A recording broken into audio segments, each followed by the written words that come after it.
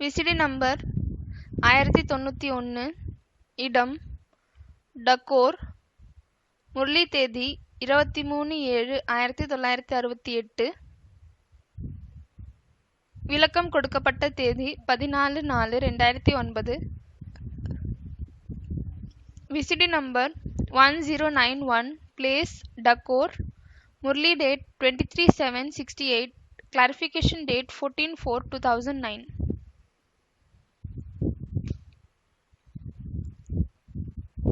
ओम शांति। ஓம் சாந்தி. आज का प्रातः क्लास है இன்றைய காலை வகுப்பு 23 जुलाई 1968। 23 ஜூலை 68 मीठे मीठे बच्चे, कब सन्मुख होते हैं और कभी दूर चले जाते हैं। இனிமேலும் இனிமையான குழந்தைகள் சில நேரம் நேர்முகமாகுகிறார்கள், பிறகு சில நேரம் தூரமாக சென்று விடுகிறார்கள். जो सन्मुख होते हैं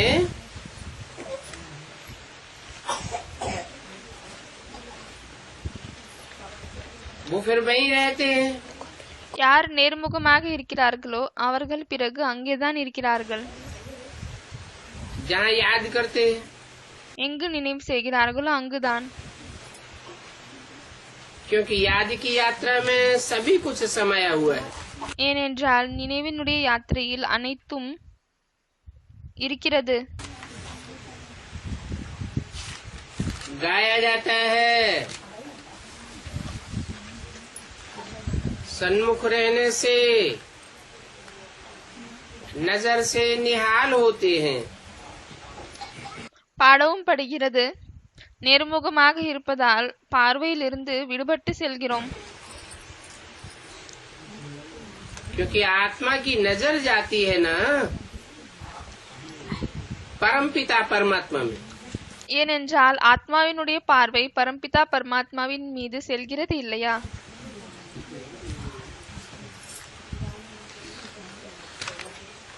जब परमात्मा बाप में नजर जाती है எப்பொழுது பரமாத்மா தந்தையின் மீது பார்வை செல்கிறதோ तो उनको और कुछ भी अच्छा नहीं लगता।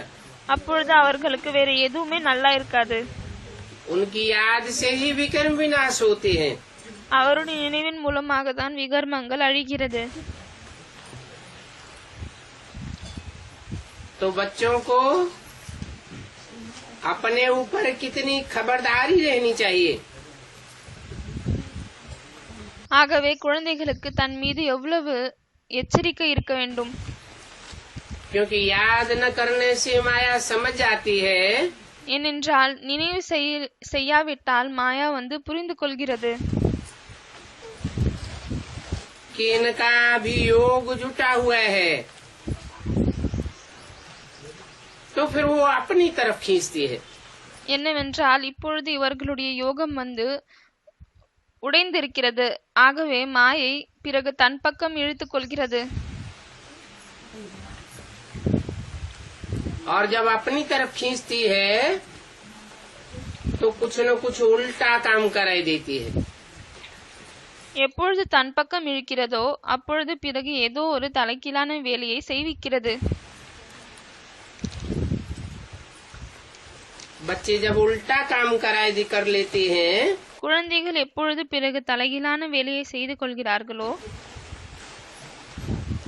तो जैसे कि बाप की निंदा कराते हैं, அப்பொழுது எப்படின்னா தந்தைக்கு நிந்தனை செய்விக்கிறார்கள்.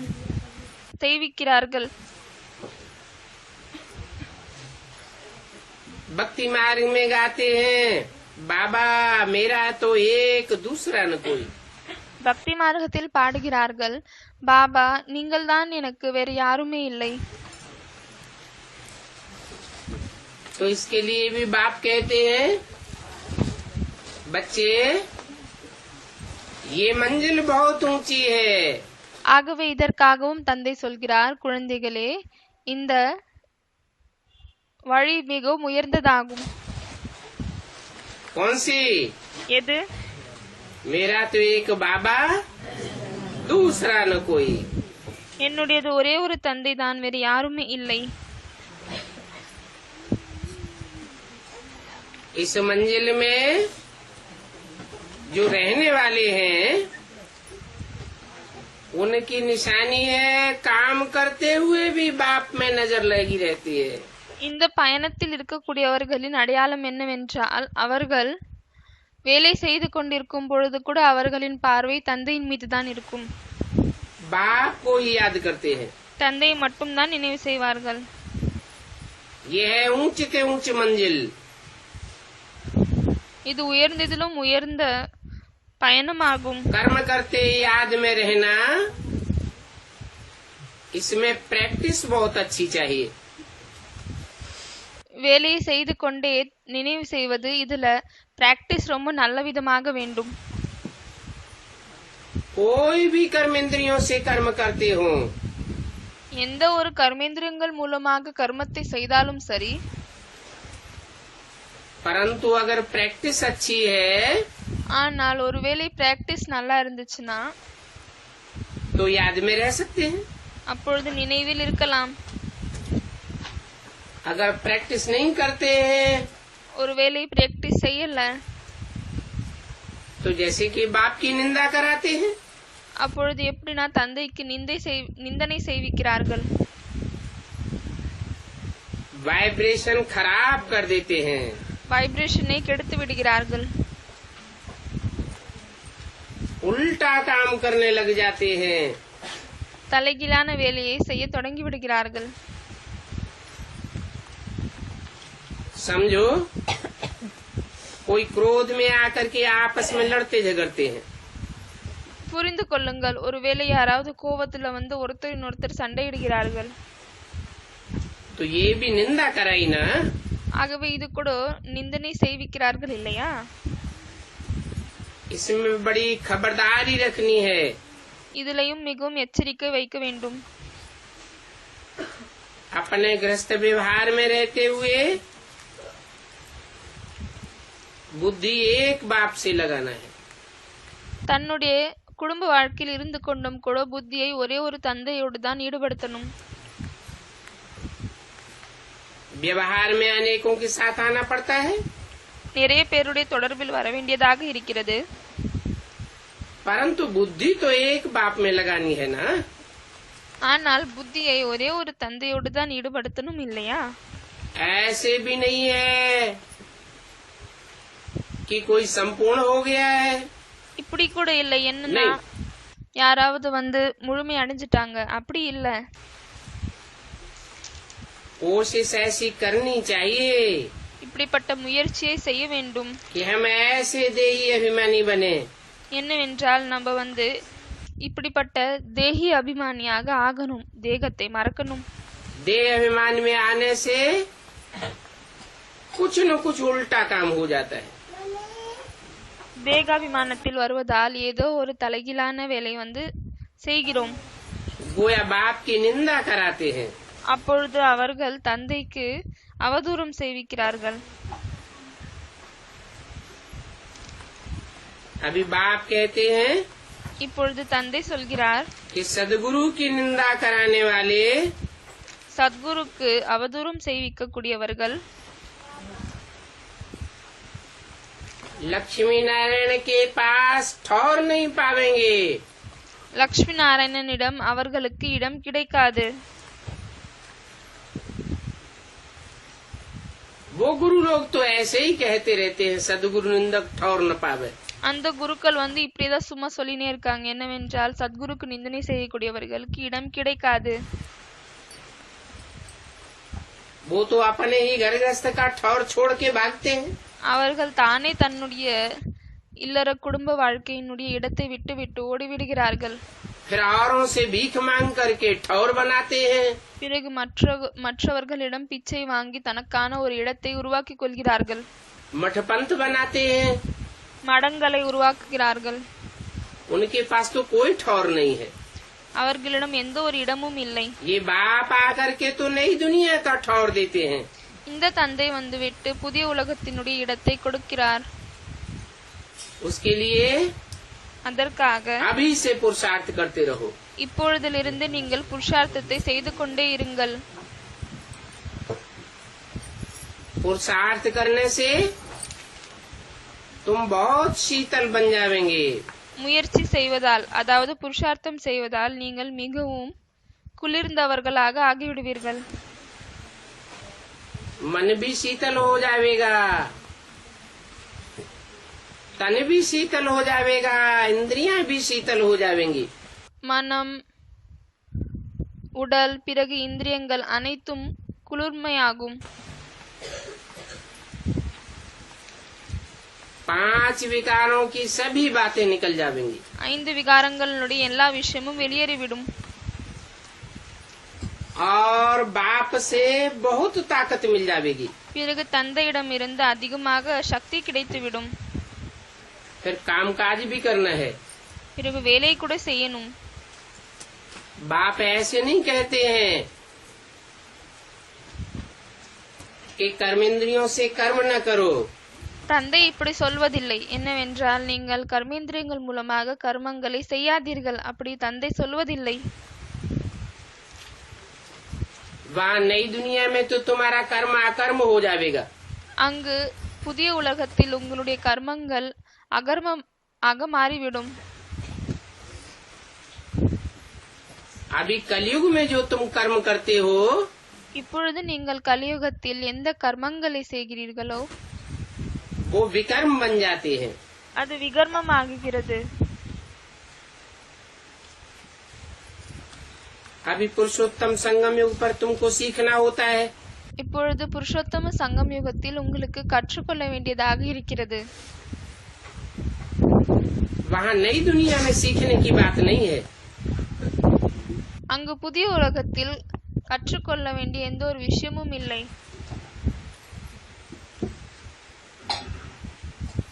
यहाँ का सीखा हुआ वहाँ साथ में चलेगा। இங்கு நாம் எதை கற்றுக்கொண்டோமோ அது நம்மளோடு கூடவே அங்கு செல்லும். बाप बच्चों को समझाते हैं தந்தை குழந்தைகளுக்கு புரிய வைக்கிறார். बहिर्मुखता में रहना अच्छा नहीं है। வெளிரூபத்தில் இருப்பது நல்லது இல்லை. इसलिए अंतर्मुखी भव। அதனால்தான் அந்தர்முகி பவ், உள்முகமாகி விடுங்கள். अंतर्मुखी का मतलब ये नहीं है कि मुख से बोलना ही बंद कर दो। அந்தர்முகியினுடைய அர்த்தம் இது இல்லை. என்னவென்றால், நீங்கள் வாய் மூலமாக சொல்வதை நிறுத்தி விடுங்கள். அப்படி இல்லை. नहीं,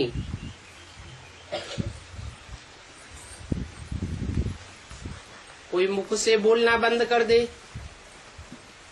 और अंदर से संकल्प चलते रहे। சிலர் வாய் மூலமாக சொல்வதை நிறுத்தி விடுகிறார்கள். பிறகு உள்ளுக்குள் வந்து நிறைய எண்ணங்கள் ஓடிக்கொண்டே இருக்கிறது. विकल्प चलते रहे விபரீத எண்ணங்களும் ஓடுகிறது. तो वह और ही वायुमंडल को खराब करेगा। பிறகு அவர்கள் இன்னுமே வந்து வாயுமண்டலை, அதாவது சுற்றுச்சூழல் வாतावरण வந்து மிகவும் கெடுத்து விடுவார்கள். इसलिए அதனால்தான் अंदर और बाहर दोनों प्रकार का मौन चाहिए। அதனால்தான் உள்ளுக்குள் பிறகு வெளி 2 விதமான மௌனம் வேண்டும். आखिरी वो भी समय आवेगा கடைசியாக இப்படிப்பட்ட நேரமும் जब வரும். तुम बच्चे अंदर और बाहर दोनों से अंतर्मुखी हो जाएंगे। எப்பொழுது குழந்தைகளாகி நீங்கள் வெளிரூபத்திலும் பிறகு உள் ரூபத்திலும் 2 ரூபத்திலும் அந்தர்முகி ஆகி விடுவீர்கள். सिवाय बाप के और कुछ भी तुमको याद नहीं आवेगा। தந்தையை தவிர வேறு எதுவுமே உங்களுக்கு நினைவு வராது. जब तुम परम धाम से आए थे எப்பொழுது நீங்கள் பரம்தாமத்திலிருந்து வந்தீர்களோ तब भी ऐसे ही स्थिति में आए थे। அப்பொழுது கூட இப்படிப்பட்ட நிலையில்தான் வந்தீர்கள். उस समय तुमको अपनी आत्मा के सिवाय और किसी की भी याद नहीं थी। அப்பொழுது உங்களுக்கு தன்னுடைய ஆத்மாவை தவிர வேறு எதுவுமே நினைவில் இல்லை. गर्भ से भी जब बच्चा बाहर निकलता है तो கர்ப்பத்தில் இருந்து குழந்தை எப்பொழுது வெளியே வருகிறதோ पता पड़ता है ये हमारा बाप है, ये हमारी माँ है। அப்பொழுதுதான் அதற்கு தெரிய வருகிறது என்னவென்றால் இவங்க என்னுடைய தந்தை, இவங்க தான் என்னுடைய அம்மா, ये फलाना है। இவங்க குறிப்பிட்ட நபர் ஆவாங்க. तो फिर अब ஆகவே பிறகு இப்பொழுது अपने बाप के घर में जाना भी ऐसे ही है। இப்பொழுது நம்மளுடைய தந்தையின் வீட்டிற்கும் இப்படியேதான் செல்லணும். मैं आत्मा और मेरा बाप, நான் ஆத்மா, பிறகு என்னுடைய தந்தை, उनके सिवाय அவங்களை தவிர और कोई की भी याद बुद्धि में न बैठे। வேறு யாருடைய நினைவும் புத்தியில் அமரக்கூடாது. बल टाइम पड़ा है, பலே நேரம் இருக்கிறது. परंतु फिर भी ஆனால் அப்பொழுது கூட पुरुषार्थ तो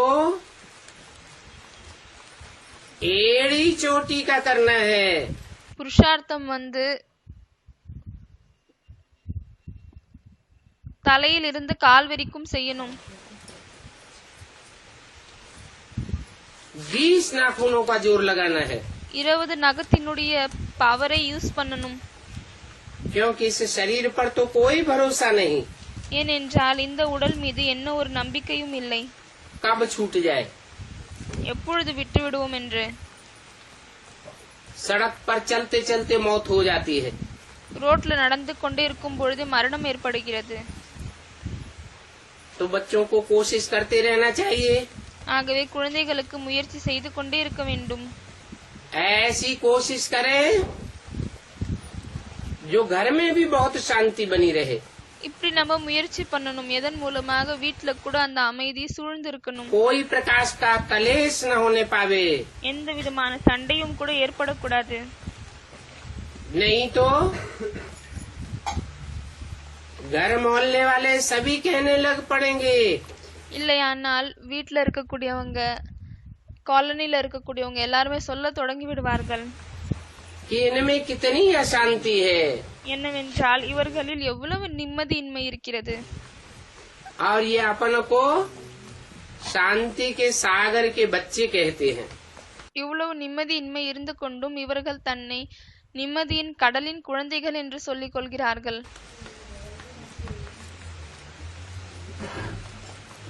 वास्तव में तुम बच्चों को बहुत शांत में रहना है। உண்மையில் குழந்தைகளாகி உங்களுக்கு மிகவும் அதிகமாக நிம்மதியில் இருக்க வேண்டும், அமைதியில் இருக்க வேண்டும். क्योंकि तुम सुख और शांति दोनों का वर्षा ले रहे हो। ஏனென்றால் நீங்கள் சுகம் பிறகு அமைதி இரண்டினுடைய ஆஸ்தியை எடுத்துக்கொள்கிறீர்கள். शांति का वर्षा अर्थात मुक्ति का वर्षा, அமைதியினுடைய ஆஸ்தி என்றால் விடுதலையினுடைய ஆஸ்தி, முக்தியினுடைய ஆஸ்தி. सुख का वर्षा अर्थात जीवन में रहते हुए भी दुख दर्दों से मुक्ति का वर्षा, சுகத்தினுடைய ஆஸ்தி என்றால் வாழ்க்கையில் இருந்து கூட துக்கம் பிறகு வலியில் என்று விடுதலை. सुख लेते हो दुख नहीं लेते हो। இதனுடைய ஆஸ்தி. ஆகவே சுகத்தை எடுத்துக்கொள்கிறீர்கள், துக்கத்தை எடுத்துக்கொள்வதில்லை. अभी इस दुनिया में तो तुम कांटों के बीच में रहते हो, இப்பொழுது இந்த உலகத்தில் நீங்கள் முள்களுக்கு நடுவில் இருக்கிறீர்கள். नई दुनिया में तो सुखदायी खुशबूदार फूल ही फूल होंगे। புதிய உலகத்தில் புதிய பிறகு மிகவும் நறுமணம் இருக்கக்கூடிய பூக்கள் தான் இருக்கும். अभी तुम सुखदायी फूलों के बीच में नहीं हो, இப்பொழுது நீங்கள் சுகம் கொடுக்கக்கூடிய மலர்களின் நடுவில் இல்லை. तो भी அப்பொழுது கூட दुख देने वाले कांटों के बीच में रहते हुए भी துக்கத்தை கொடுக்கக்கூடிய முள்களின் நடுவில் இருந்து கொண்டு கூட को फूल बनना है। உங்களுக்கு பூக்களாக மாறணும். कांटों के साथ रह करके कांटा नहीं बनना है। முள்ளு கூட இருந்து கொண்டே முள்ளாக மாறக்கூடாது. जितना तुम बाप को याद करेंगे எவ்வளவுக்கு எவ்வளவு நீங்கள் தந்தை நினைவு செய்வீர்களோ उतना शांत रहेंगे। அவ்வளவு அமைதியாக இருப்பீர்கள். कोई कुछ भी उल्टा सुल्टा बोले, யார் எவ்வளவு தலைகீழாக பேசினாலும் சரி, तुम शांत में रहो. நீங்கள் அமைதியாக तुम्हारी இருங்கள். आत्मा का स्वधर्म ही शांत है. உங்களுடைய ஆத்மாவின் சுய தர்மமே அமைதியாகும். आत्मा है ही शांत स्वरूप. ஆத்மா சாந்த ஸ்வரூபமாகும். और शांति का मतलब सो जाना नहीं है. பிறகு அமைதியினுடைய அர்த்தம் தூங்குவது இல்லை.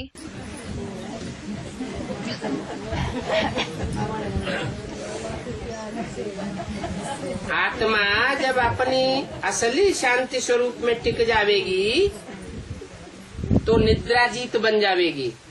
ஆத்மா எப்பொழுது தன்னுடைய உண்மையான அமைதி ஸ்வரூபத்தில் நிலைந்து விடுமோ அப்பொழுது உறக்கத்தை வெல்லக்கூடியவராக மாறிவிடும்.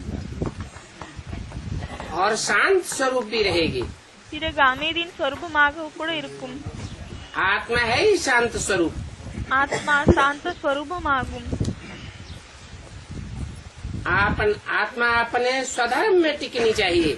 ஆத்மா தன்னுடைய சுய தர்மத்தில் நிலைக்க வேண்டும். तुम जानते हो, நீங்கள் அறிவீர்கள், हमको अभी अपने उस घर में जिसे शांति धाम कहा जाता है वहाँ जाना है. இப்பொழுது நமக்கு அந்த வீடு எதை சாந்திதாமம் என்று சொல்லப்படுகிறதோ அங்க நம்மளுடைய வீட்டுக்கு திரும்பி செல்லணும்.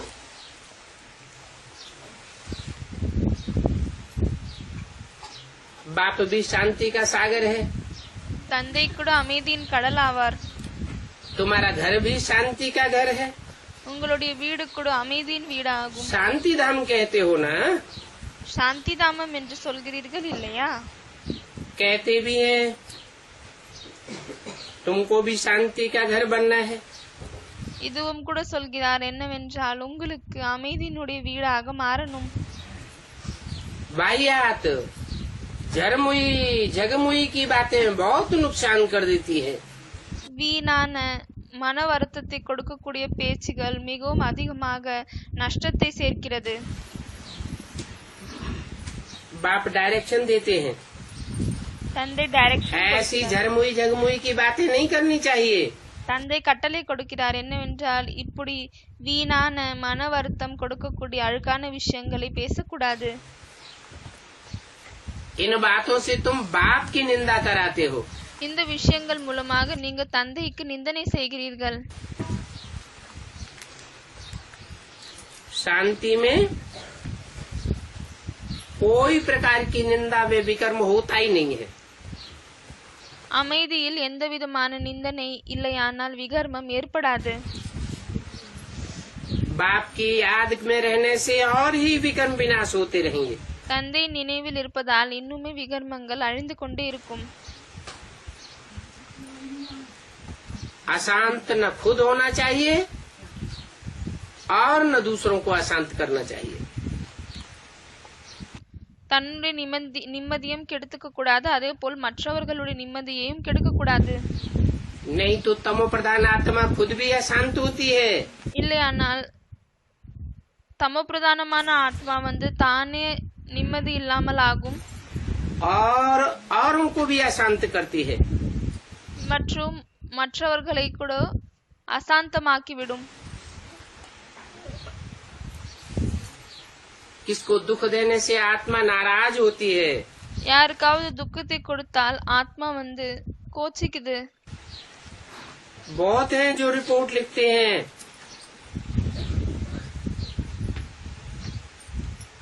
खासकर माताओं की ये कंप्लेंट होती है. நிறைய பேர் ரிப்போர்ட் எழுதுறாங்க. அதுலயும் ஸ்பெஷலா மாதாஸ்னுடைய கம்ப்ளைண்ட் இருக்கு. कहती हैं बाबा जब ये घर में आते हैं तो बहुत दम चक्कर मचाए देते हैं. என்னவென்றால் பாபா எப்பொழுது இவங்க வீட்டுக்கு வராங்களோ அப்பொழுது மிகவும் நிம்மதியின்மையை உருவாக்குகிறார்கள். बाबा लिखते हैं तुम अपने शांति के धर्म में रहो பாபா எழுதுகிறார் என்னவென்றால், நீங்கள் தன்னுடைய நிம்மதியின் தர்மத்திலே இருங்கள். हातम ताई की कहानी भी है। ஹாத்திம் தாயினுடைய கதை கூட இருக்கு. उनको कहा அவங்களுக்கு சொன்னாங்க, मुख में मुलहरा डाल दो। வாயில முல்ஹேரா போட்டுக்கோங்க. முல்ஹேரா ஒரு பொருள் அந்த கதையில சொல்லுவாங்க. तो आवाज निकलेगा ही नहीं। அப்பொழுது வெளியே சத்தமே வராது. तुम भी बाप की याद का मुलहरा मुख में डाले रहो। அதே போல் குழந்தைகளாகி நீங்களும் தந்தையினுடைய நினைவின் முல்ஹேரா வாயில போட்டு நிறுங்க. फिर वो भी ज्यादा बोल नहीं सकेंगे। பிறகு அவர்கள் கூட அதிகமாக பேச முடியாது. तो तुम बच्चों को शांति में रहना है। ஆகவே குழந்தைகளாகி உங்களுக்கு நிம்மதியில் இருக்க வேண்டும். मनुष्य शांति के लिए बहुत धक्के खाते रहते हैं। மனிதர்கள் நிம்மதிக்காக மிகவும் அடி வாங்கி கொண்டே இருக்கிறார்கள். तुम बच्चे जानते हो हमारा बाबा मीठा शांति का सागर है। குழந்தைகளாகி நீங்கள் அறிவீர்கள், நம்மளுடைய பாபா மிகவும் இனிமையானவர், அமைதியின் கடல் ஆவார்.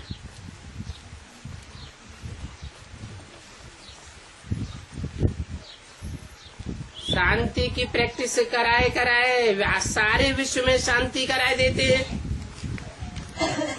நிம்மதியினுடைய அமைதியினுடைய பிராக்டிஸ் செய்வித்து செய்வித்து இன்று முழு உலகத்திலும் அமைதியை கொண்டு வருகிறார்.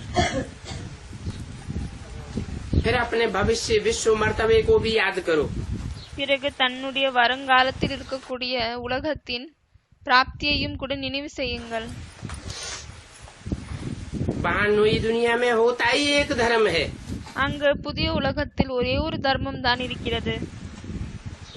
दूसरा कोई धर्म नहीं होता। வேற எந்த ஒரு தர்மமும் இருப்பதில்லை. एक धर्म होने को ही विश्व में शांति कहा जाता है। ஒரு தர்மம் இருப்பதை தான் உலகத்தில் அமைதி என்று சொல்லப்படுகிறது. एक धर्म हेवन कहा जाता है। ஒரு தர்மத்தை ஹெவன் என்று சொல்லப்படுகிறது.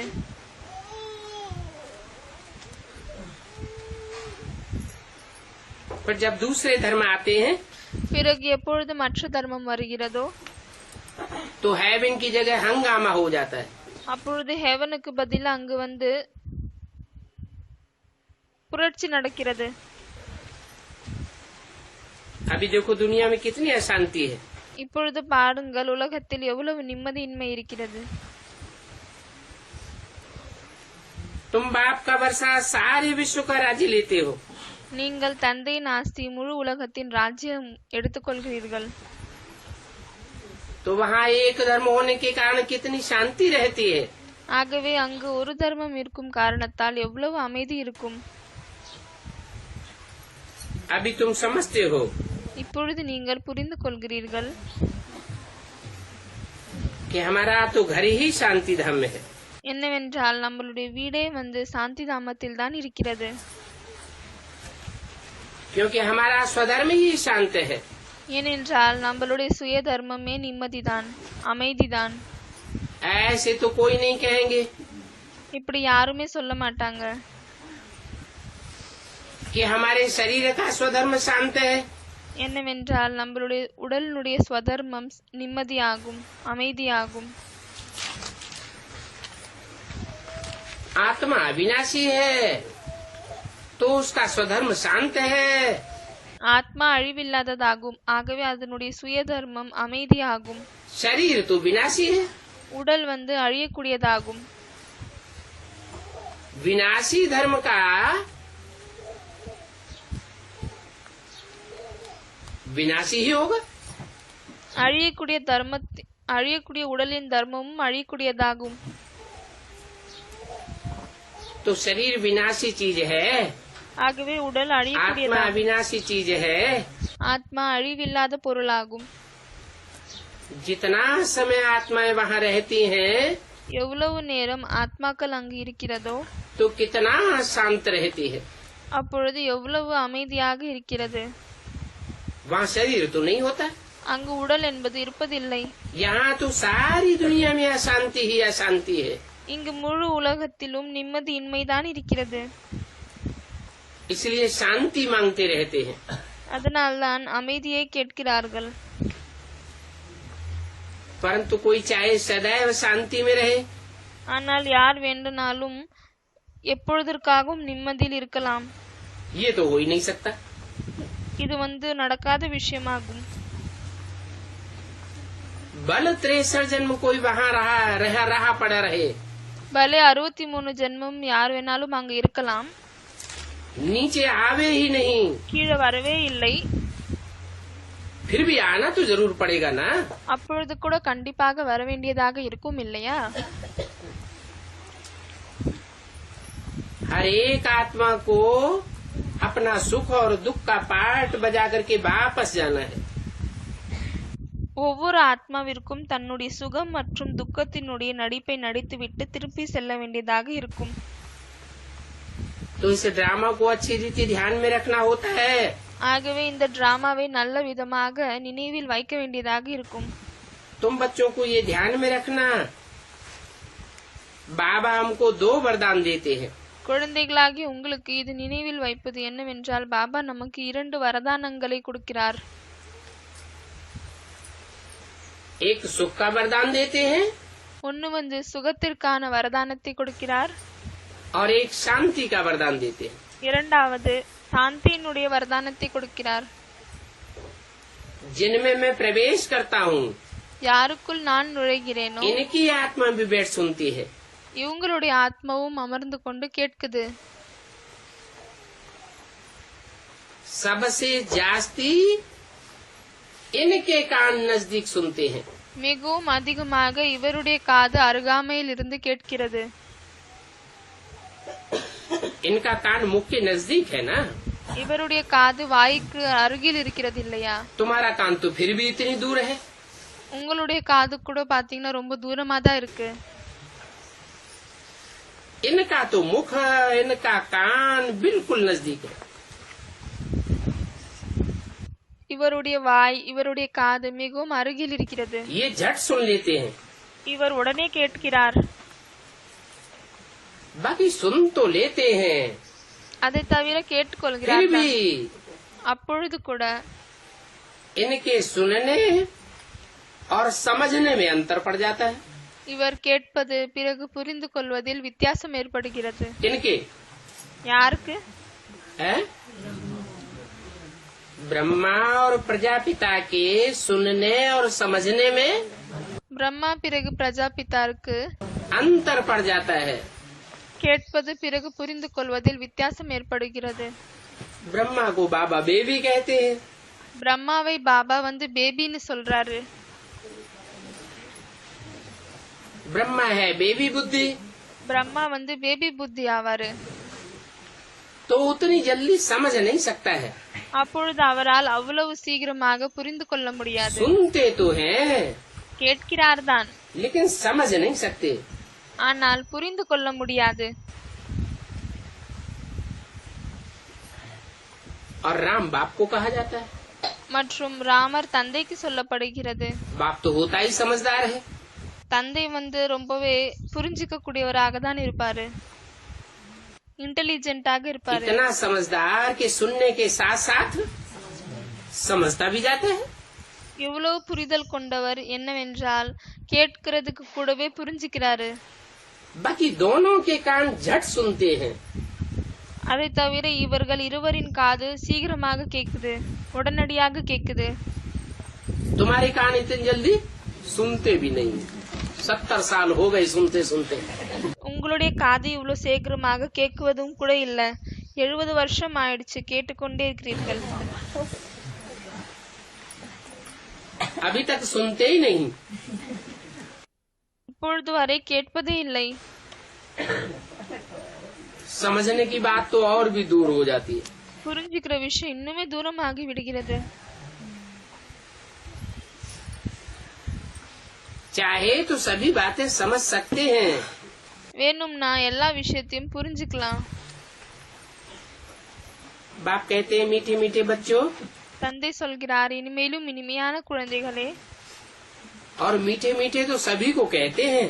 பிறகு இனிமேலும் இனிமையானவங்க என்று அனைவருக்கும் தான் சொல்கிறார். क्योंकि बच्चे तो है ना। ஏனென்றால் குழந்தைகளாக இருக்கிறார்கள். तुम भी जानते हो जो भी जीव आत्माएं हैं वो सभी बाप के बच्चे अविनाशी हैं। நீங்களும் கூட அறிவீர்கள் என்னவென்றால் யாரெல்லாம் ஜீவாத்மாக்களாக இருக்கிறார்களோ அவர்கள் தந்தையினுடைய குழந்தைகள். शरीर तो बच्चे नहीं है। உடல் குழந்தை இல்லை. शरीर तो लौकिक बाप का बच्चा होता है। உடல் லௌகீக தந்தையினுடைய குழந்தையாகும். पारलौकिक बाप तो है ही आत्मा। மற்ற உலகத்தை பரலோகிக தந்தை ஆத்மா ஆவார். और सदैव आत्मा है। பிறகு எப்பொழுதுமே ஆத்மாதான். उसके बच्चे भी आत्मा ही हैं। ஆகவே அவருடைய குழந்தைகளும் ஆத்மாதான். बाप अविनाशी तो बच्चे भी अविनाशी है। தந்தை அழிவில்லாதவர், ஆகவே குழந்தைகளும் அழிவில்லாதவங்க. तो बाप अपने बच्चों से ही वार्तालाप करते हैं। कौन से बच्चों से है? जो अविनाशी बच्चे हैं। ஆகவே தந்தை தன்னுடைய குழந்தைகளிடம்தான் வார்த்தாலாப் பண்றாரு. எந்த குழந்தைகளிடம்? யார் அழிவில்லாத குழந்தைகளாக இருக்கிறார்களோ அவர்களோடு. अविनाशी का मतलब पूरे 84 का चक्र लगाने वाले हैं। அழிவில்லாதவர்கள் என்றால் முழுமையாக 84 பிறவிகளை சுற்றி வரக்கூடியவர்கள். जो आत्माएं कम चक्कर लगाती हैं, எந்த ஆத்மாக்கள் குறைவாக சுற்றுகிறார்களோ, कम जन्म लेती हैं, குறைவான பிறப்பு எடுத்துக்கொள்கிறார்களோ उनके लिए कहेंगे कुछ न कुछ देहाभिमानी बने रह जाते। அவர்களுக்காக சொல்லப்படுகிறது என்னவென்றால் கொஞ்சம் தேகாபிமானத்தில் இருக்கிறார்கள் என்று. और तुम तो पूरे आत्माभिमानी बन करके वापस आते हो। பிறகு நீங்கள் முழுமையாக ஆத்மாபிமானியாக ஆகிவிட்டு திரும்பி செல்கிறீர்கள். तो बाप अपने बच्चों से वार्तालाप करते हैं। ஆகவே தந்தை தன்னுடைய குழந்தைகளிடம் வார்த்தாலாப் பண்றாரு, உரையாடுகிறார். माना आत्मिक स्थिति में रहने वाले बच्चों से वार्तालाप करते हैं।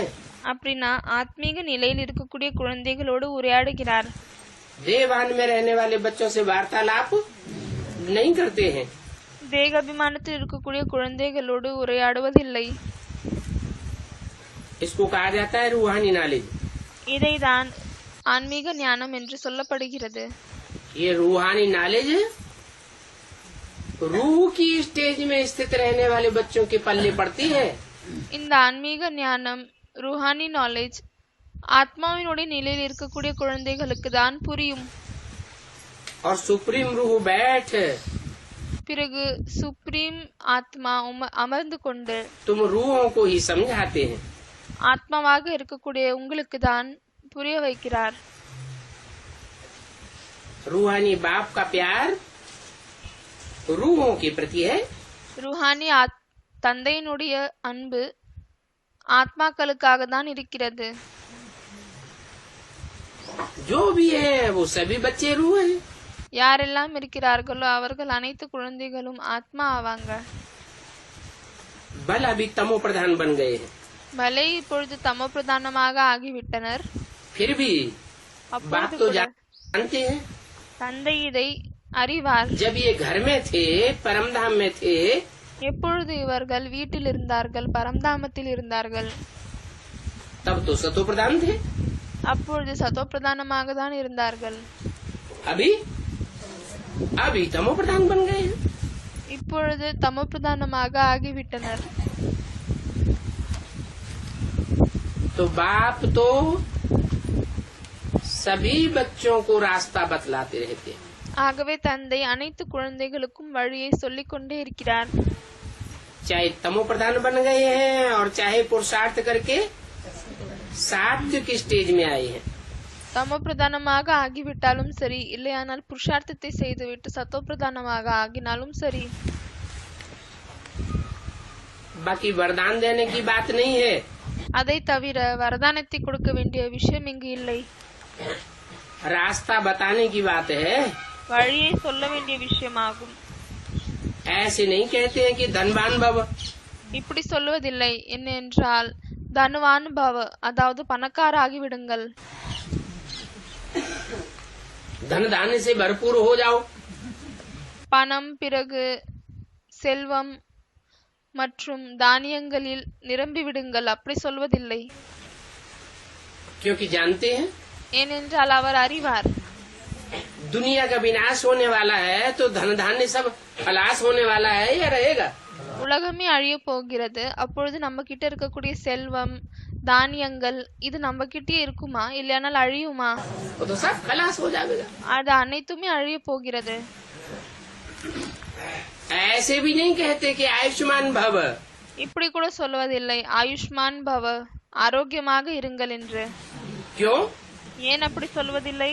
क्योंकि जानते हैं ஏனென்றால் அதையும் கூட அவர் அறிவார். कि कुछ ही वर्षों में सारी दुनिया की आयु खलास हो जाएगी. என்னவென்றால் இன்னும் குறைந்த வருடங்களில் முழு உலகத்தினுடைய ஆயுளே முடிய போகிறது. तो आयुष्मान भव का भी वरदान नहीं देते हैं. ஆகவே ஆயுஷ்மான் பவ், உங்களுடைய ஆயுள் நீளமாகி விடணும் இப்படின்னு கூட வரதானத்தை கொடுப்பதில்லை. सतयुग में तुम थे, சத்தியுகத்தில் நீங்கள் இருந்தீர்கள், आयुष्मान भी थे, ஆயுஷ்மானாகவும் இருந்தீர்கள். ஆயுஷ்மான் என்றால் ஆயுள் அதிகமாகவும் இருந்தது. धनवान भी थे, தன்வானாகவும் இருந்தீர்கள். தன்வான் என்றால் பணக்காரர்கள். परंतु बाबा अभी आशीर्वाद नहीं देते. ஆனால் பாபா இப்பொழுது இந்த ஆசீர்வாதத்தை கொடுப்பதில்லை. ये आशीर्वाद तो गुरु लोग देते रहते हैं, आयुष्मान भव, धनवान भव. இந்த ஆசீர்வாதத்தை குருக்கள் தான் கொடுக்கிறார்கள், ஆயுஷ்மான் பவ, தன்வான் பவ என்று. बाप तो बतलाए देते हैं தந்தை சொல்லி விடுகிறார், कि ये दुनिया भस्म होने वाली है, இந்த உலகம் சாம்பலாக போகிறது, में किसी का धन नहीं रह जाएगा, ये तुम्हारा आखिरी जन्म है. இதுல யாருடைய பணமே இருக்காது, இது உங்களுடைய கடைசி பிறவியாகும். सबकी आयु खलास होने वाली है. அனைவருடைய ஆயுள் முடிய போகிறது. तो बाबा से कभी कृपा अथवा आशीर्वाद नहीं मांगना है. ஆகவே பாபாவிடம் எப்பொழுதுமே ஆசீர்வாதம் இல்லையானால் கருணை காமிங்க என்று அதை கேட்க கூடாது. बाप कृपा नहीं करते हैं. தந்தை கிருபை செய்வதில்லை. क्यों?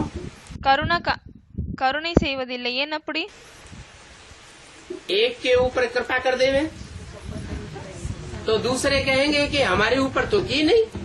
ஒருத்தர் மீது ஒருவேளை கருணை காமித்து விட்டால் பிறகு இரண்டாவது நபர் சொல்லுவாங்க, எனக்கு கருணையே காமிக்கலன்னு. तो ये तो पार्शलिटी साबित हो जाएगी. அப்பொழுது இது பார்ஷலிட்டி என்று நிரூபிக்கப்படுகிறது. बाप कोई पक्षपाती थोड़ा ही है. ஆகவே தந்தை என்ன பார்ஷலிட்டி பண்ணுவாரா? इसलिए बाप तो रास्ता बताते हैं. அதனால்தான் தந்தை வெறும் வழியை தான் காமிக்கிறார். अब जो उस रास्ते पर चले இப்பொழுது யார் அந்த வழியின்படி நடக்கிறாங்களோ सो प्राप्ति करे. அவங்க பிராப்தி பண்ணுவாங்க. तो बाप टीचर भी है ஆகவே தந்தை ஆசிரியரும் கூட. और ये बात पक्की पक्की याद रखनी है மற்றும் இந்த விஷயத்தை மிகவும் பக்காவாக நினைவில் வைக்கணும். कि बाप तो पढ़ाई पढ़ाते हैं, रास्ता बताते हैं. தந்தை படிப்பை படிப்பிக்கிறார், வழியை காமிக்கிறார். कृपा करना, आशीर्वाद करना கருணை காமிப்பது, ஆசீர்வாதம் செய்வது ये बाप का काम नहीं है. இது தந்தையினுடைய வேலை இல்லை. இதை பக்காவாக புரிந்து கொள்ளணும்.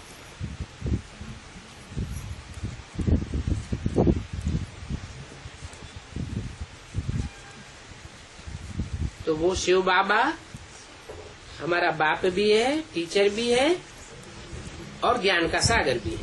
ஆகவே அந்த சிவபாபா நம்மளுக்கு டீச்சரும் ஆவார், அதாவது ஆசிரியர் மற்றும் ஞானத்தின் கடல் கூட ஆவார்.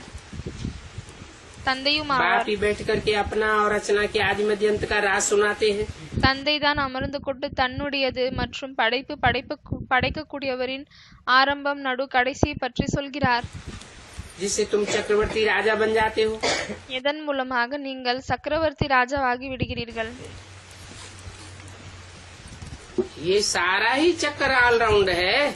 இது முழு சக்கரமே வந்து ஆல்ரவுண்ட் ஆகும். बाप समझाते हैं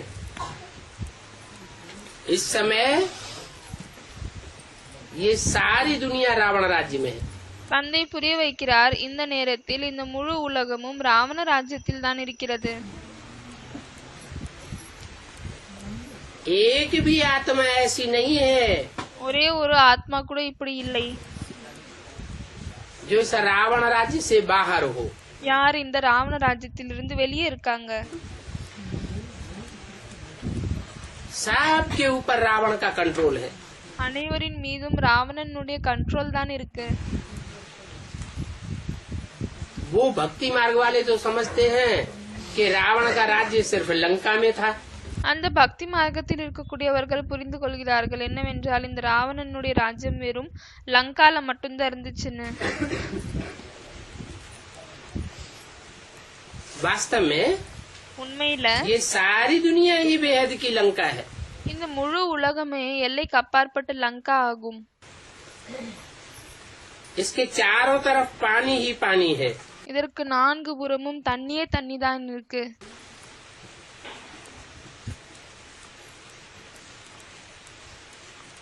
बाप आते हैं தந்தை வருகிறார், तो विष्णु की दुनिया बनाते हैं। அப்பொழுது விஷ்ணுவினுடைய உலகத்தை உருவாக்குகிறார். विष्णु की दुनिया का नाम क्या होता है? விஷ்ணுவின் உலகத்தின் பெயர் என்னவாகுகிறது? क्षीर सागर। क्षीर सागर. वहाँ दूध और दूध की नदियाँ बहेंगी। பார்க்கடல். அங்க வெறும் பால் மற்றும் பாலினுடைய ஆறு தான் ஓடும். अब ये सारी दुनिया राम की बनेगी। இப்பொழுது இந்த முழு உலகமும் ராமருடையதாக ஆகும். अभी तो रावण राज्य है। இப்பொழுது ராவண ராஜ்யமாகும். बल कहते हैं लंका सोने की थी। பலே சொல்கிறார்கள் இலங்கை வந்து தங்கத்தினுடையதாக இருந்தது. सोना तो बहुत होता है। தங்கம் நிறைய இருக்கு. एक मिसाल भी बताते हैं, ध्यान में गया वहाँ सोने की ईंटें देखी। ஒரு எடுத்துக்காட்டும் கூட சொல்கிறாரு. தியானத்துல போனாங்க, அப்ப அங்க வந்து தங்கத்தின் செங்கலை பார்த்தாங்க. जैसे यहाँ मिट्टी की ईंटें देखते हैं वहाँ सोने की ईंटें होंगी। எப்படி இங்க வந்து மண்ணினுடைய செங்கலை பாக்குறீங்களோ அப்படி அங்க தங்கத்தினுடைய செங்கல் இருக்கும். तो ख्याल किया जाता है அப்பொழுது कि சிந்திக்கப்படுகிறது, वहाँ से हम सोना ले आवे। அங்கிருந்து நாம் வந்து தங்கத்தை கொண்டு வருவோம்னு. जैसे कि नाटक बैठ बनाते हैं। எப்படி நான் நாடகத்தை அமர்ந்து கொண்டு உருவாக்குகிறார்கள். अब ये भारत तो नामी ग्रामी है।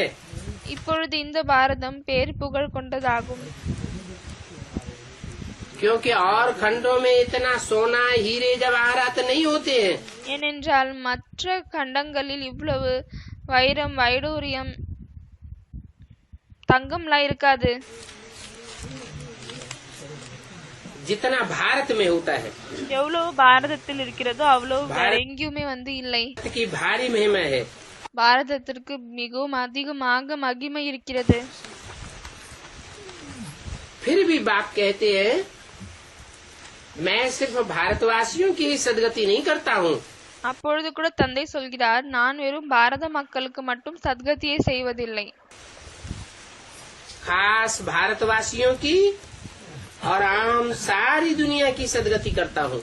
விசேஷமாக பாரதவாசிகளுக்கு மற்றும் காமனாக முழு உலகத்தின் சத்கதியை செய்கிறார்.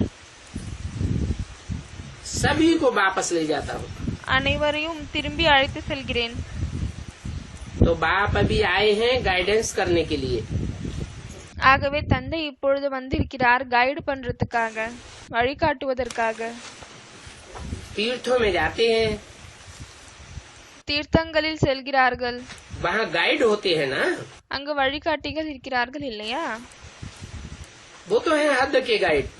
அவர்கள் வந்து எல்லைக்குட்பட்ட வழிகாட்டிகள். ये बाप तो बेहद का गाइड है। இந்த தந்தை எல்லைக்கு அப்பாற்பட்ட வழிகாட்டி ஆவார். कहते हैं चलो बच्चे अभी घर चलो। बेहद இப்பொழுது சொல்கிறார், குழந்தைகளே செல்லுங்கள், வீட்டுக்கு திரும்பி செல்லுங்கள், के घर में जाना है। எல்லைக்கு அப்பாற்பட்ட வீட்டுக்கு செல்லணும். सो बेहद के घर का रास्ता कोई जानता नहीं है। இந்த எல்லைக்கு அப்பாற்பட்ட வீட்டினுடைய வழியை யாருமே அறிய மாட்டார்கள். मैं तुमको उस बेहद के घर में जाने का रास्ता बताता हूँ। நான் உங்களுக்கு அந்த எல்லைக்கு அப்பாற்பட்ட வீட்டுக்கு செல்லக்கூடிய வழியை சொல்கிறேன். सभी आत्माओं के पंख टूटे हुए हैं। அனைத்து ஆத்மாக்களுடைய இறகும் உடைந்து விட்டது. मैं आकर के ज्ञान योग के पंख तुमको देता हूँ। நான் வந்து விட்டு ஞான யோகத்தினுடைய சிறகை கொடுக்கிறேன். जिन पंखों से उड़ करके तुम ऊंची स्टेज में जावेंगे, எந்த சிறகு மூலமாக நீங்கள் பறந்து கொண்டு உயர்ந்த நிலையில் செல்வீர்கள். और पतित से पावन बन जावेंगे। பிறகு பத்தித்ல இருந்து பாவனமாகுவீர்கள். क्योंकि पावन बनने बगैर तो कोई वापस जा ही नहीं सकता है। ஏனென்றால் பாவனமாகாமல் யாராலுமே திரும்பி செல்ல முடியாது. और पतितों को पावन बनाने वाला एक ही बाप है। பிறகு பத்தித்தர்களை பாவனமாக்கக்கூடியவர் ஒரே ஒரு தந்தை தான், பாபா தான். एक के सिवाय और सब इस दुनिया में पतित बनाने वाले हैं। ஒருத்தரை தவிர வேறு அனைவரும் இந்த உலகத்தில் பத்தித்தமாக கூடியவர்கள் தான். पावन बनाने वाला कोई है ही नहीं। பாவனமாக்கக்கூடியவர்கள் அப்படின்னா தூய்மையாக்கக்கூடியவர்கள் யாருமே இல்லை. इसलिए बाप का ही नाम है सदाशिव। शिव माने அதனால் தந்தையினுடைய பெயர் மட்டும்தான் இருக்கிறது, சதாசிவன் என்று. சிவன் என்றால் कल्याणकारी। நன்மை செய்யக்கூடியவர். एक शिव ही कल्याणकारी है வெறும் ஒரே ஒரு சிவன் மட்டும்தான் நன்மை செய்யக்கூடியவர் ஆவார். और बाकी तो सभी क्या कल्याण ही करते हैं। அவரை தவிர மற்ற அனைவர்களும் நன்மையே செய்வதில்லை, தீங்குதான் செய்கிறார்கள். इसलिए அதனால்தான் 63 जन्म से भक्ति करते आए। 63 பிறவியிலிருந்து பக்தி செய்து கொண்டே வந்தார்கள்.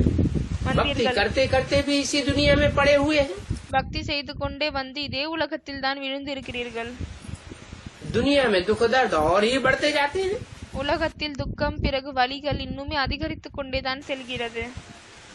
वापस तो कोई शांति की दुनिया में जा ही नहीं सकता।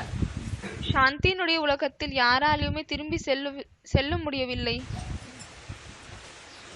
ये ला नहीं कहता है। இது லா சொல்வதில்லை. ये जो भक्ति मार्ग में कहते हैं कि ज्योति ज्योति समाया, பக்தி மார்க்கத்தில் இது என்ன சொல்கிறார்கள் இல்லையா, ஒவ்வொரு ஜோதியும் ஜோதியில கலந்து விட்டது. पार निर्वाण गया, பார் நிர்வாணத்துக்கு சென்றார்கள். बुद्ध पार निर्वाण गया, புத்தர் நிர்வாணத்தை கடந்து சென்றார் என்று. महावीर पार निर्वाण गया, மகாவீரர் பார் நிர்வாணத்துக்கு சென்றார். ये सब झूठी बातें हैं। இது எல்லாம் பொய்யான விஷயங்கள். अगर पार निर्वाण कोई गए होते, निर्वाण धाम में कोई वापस गए होते, யாராவது நிர்வாண தாமத்திற்கு சென்றார்கள் என்றால் तो दुनिया की आबादी कम होने लगती அப்பொழுது உலகத்தினுடைய மக்கள் தொகை கம்மி ஆகணுமா या बढ़ती जाती। இல்லையானால் அதிகரித்து கொண்டே செல்லுமா?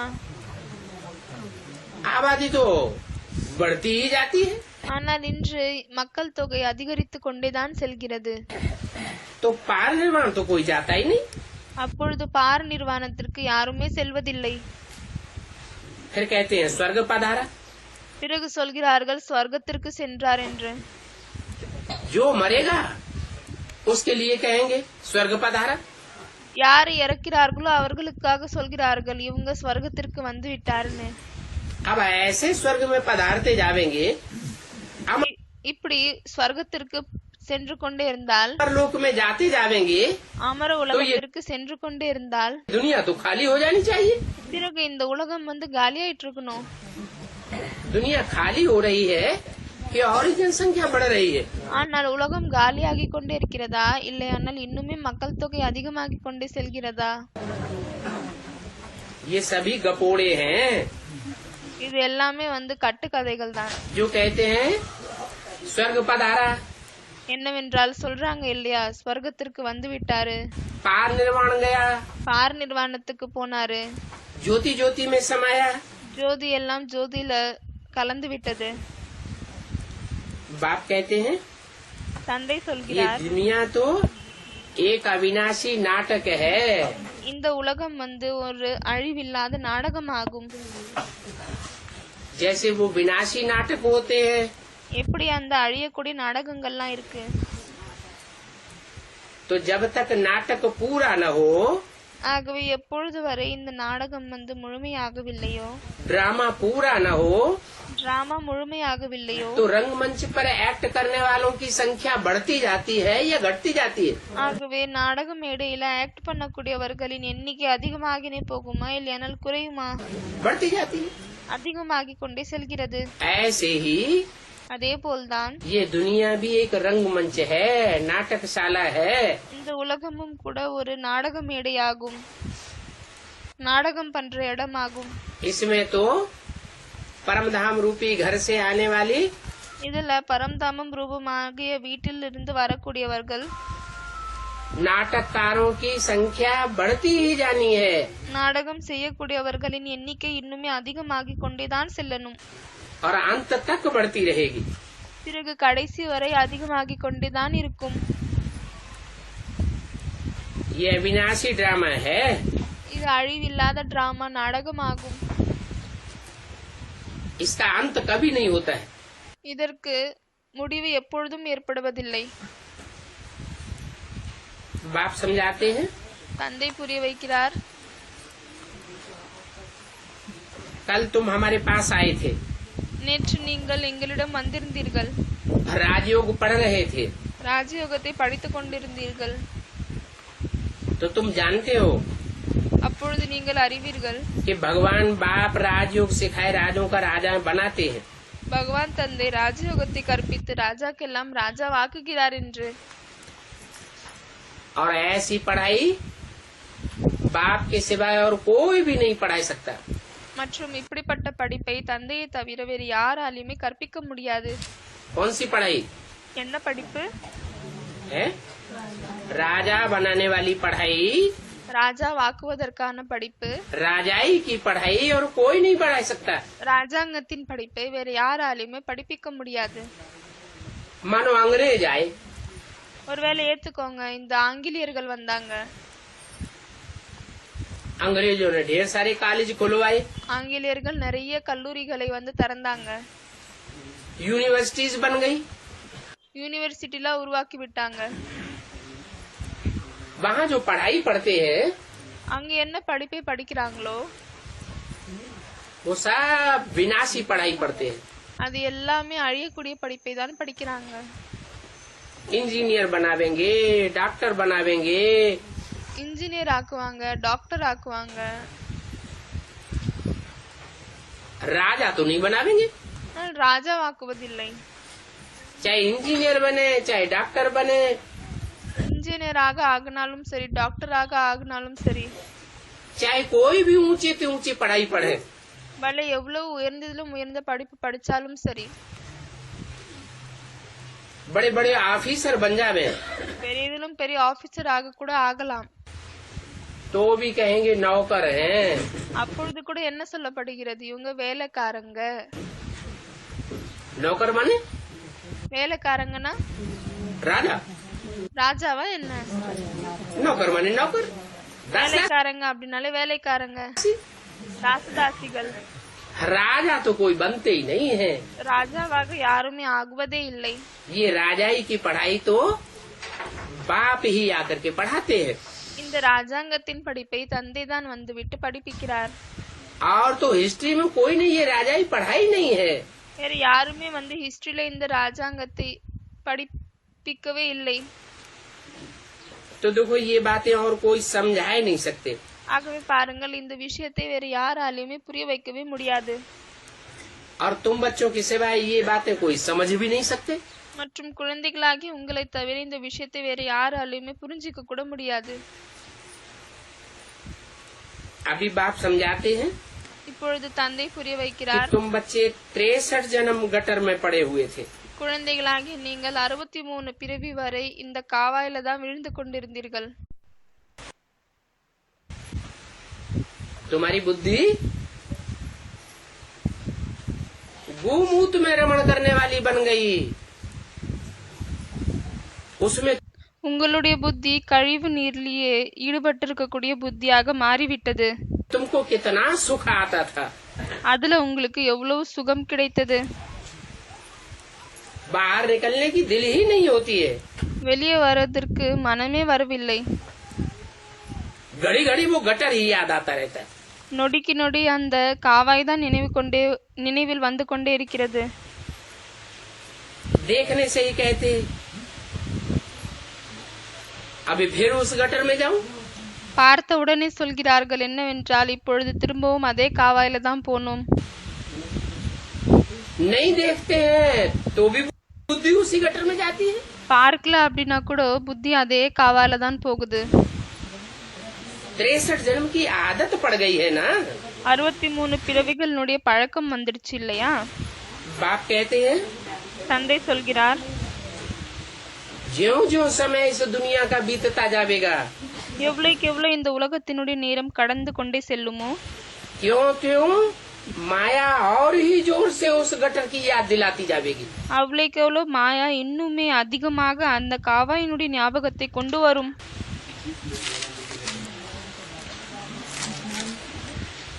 दुनिया ऐसी हो जाएगी जैसे बंदरों की दुनिया।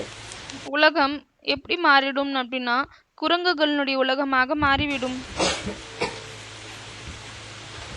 तो तुम बच्चों को तो बहुत खबरदार रहना है। ஆகவே குழந்தைகளாகி உங்களுக்கு மிகவும் அதிகமாக எச்சரிக்கையாக இருக்கணும். इसी बात पर तुम्हारी युद्ध है माया से। இந்த விஷயத்தில் தான் உங்களுக்கு மாயையினுடைய யுத்தம் இருக்கிறது. इस युद्ध में ये आंखें बड़ा धोखा देती है। இந்த உலகத்தில் இந்த கண்கள் மிகவும் அதிகமாக ஏமாற்றத்தை தருகிறது. देखने से ही एकदम रफू चक्कर हो जाते हैं। பார்த்த உடனே ஓடிவிடுகிறார்கள். तो इन आंखों को कब्जे में रखना है। ஆகவே இந்த கண்களை கண்ட்ரோல்ல வைக்கணும். देखा गया है कि भाई बहन के संबंध में भी दृष्टि ठीक नहीं रहती है। இது பார்க்கப்பட்டிருக்கிறது என்னவென்றால் சகோதர சகோதரனுடைய உறவிலும் கூட பார்வை சரியாக இருப்பதில்லை. तो अभी बच्चों को समझाया जाता है ஆகவே இப்பொழுது குழந்தைகளுக்கு புரிய வைக்கப்படுகிறது कि अपन को आत्मा आत्मा भाई भाई समझो। என்னவென்றால் தன்னை ஆத்மா ஆத்மா சகோதர சகோதரர்கள் என்று புரிந்து கொள்ளுங்கள். ये सभी कहते तो हैं இதை அனைவருமே சொல்கிறார்கள் தான். कि हम आत्मा आत्मा भाई भाई हैं। என்னவென்றால் நாங்க ஆத்மா ஆத்மா சகோதரர்கள் தான். ये तो कहने की बात हुई, இது வெறும் சொல்வதற்கான விஷயம்தான் ஆகியது. परंतु अंदर से ऐसा अनुभव करते हैं क्या? ஆனால் உள்ளுக்குள்ளிருந்து இப்படி அனுபவத்தை செய்கிறார்களா என்ன? समझते हैं क्या? புரிந்து கொள்கிறார்களா என்ன? अनुभव तो नहीं करते। புரிந்து கொள்வதில்லை, அனுபவம் செய்வதில்லை. तो जैसे कि मेढक हो गए। அப்பொழுது எப்படின்னா தவளை போல் ஆகிவிட்டனர். मेढक फालतू ही ट्रा ट्रा करता रहता है। தவளை வீணாகவே சத்தம் போட்டுக்கொண்டே இருக்கும். ऐसे ही அதே போல்தான் बाप को 70 साल पढ़ाते पढ़ाते हो गए, தந்தைக்கு படிப்பித்து படிப்பித்து 70 வருடங்கள் ஆகிவிட்டன. अभी भी गीत गाते रहते हैं, हम हैं आत्मा तुम हो आत्मा आपस में भाई भाई। ஆனா இப்பொழுது வரையும் பாடல் மட்டும்தான் பாடிக்கொண்டே இருக்கிறார்கள். என்னவென்றால் நானும் ஆத்மா நீயும் ஆத்மா, நம்ம 2 பேருமே ஒருவருக்கு ஒருவர் ஆத்மா ஆத்மா சகோதர சகோதரர்கள்.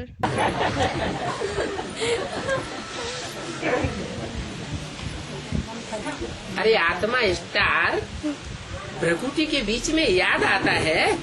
அரே ஆத்மா நட்சத்திரம் 2 புருவங்களுக்கு நடுவில் நினைவு வருகிறதா? प्रकृति में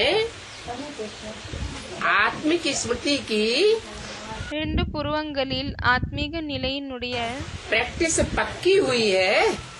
பிராக்டிஸ் பக்காவாயிடுச்சா? अगर पक्की हुई है तो कहेंगे कि समझ है। ஒருவேளை பக்காவாகிவிட்டால் பிறகு புரிதல் இருக்கிறது என்று சொல்லப்படும்.